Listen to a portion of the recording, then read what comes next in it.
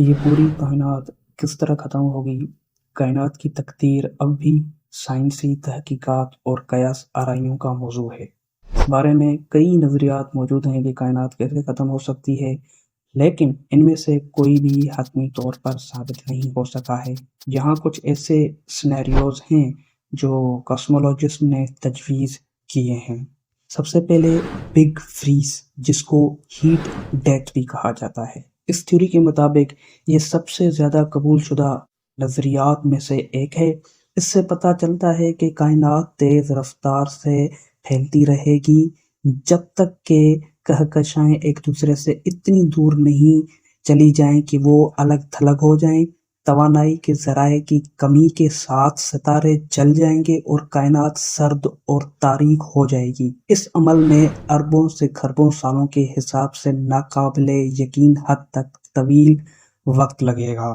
اس کے ساتھ ساتھ دوسری تھیوری ہے بگ کرنچ۔ یہ بھی ایک کنسپٹ ہے کہ کائنات کس طرح ختم ہوگی۔ اس کیس میں سائنٹسٹ یہ کہتے ہیں کہ کائنات کا پھیلاؤ ایک پوائنٹ پہ آ کے رک جائے گا اور ریورس پوزیشن میں جائے گا، leading to a collapse back into a hot dense state.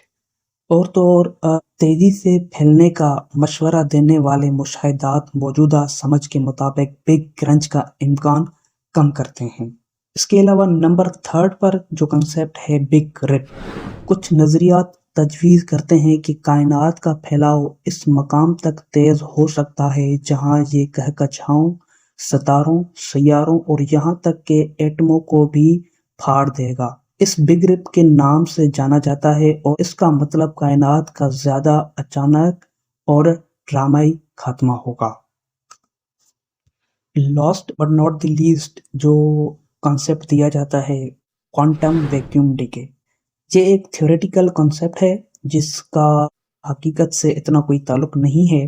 یہ ایک ایسا ہائپوتھیسس ہے جو کہ کوانٹم میکینکس پر بیسڈ ہے، جس کا مطلب یہ ہے کہ universe could transition to a more stable state through a process called vacuum decay۔ یہاں پر یہ نوٹ کرنا ضروری ہے کہ یہ جو بھی باتیں بولی گئی ہیں وہ اب تک کی ریسرچ کے مطابق ہیں۔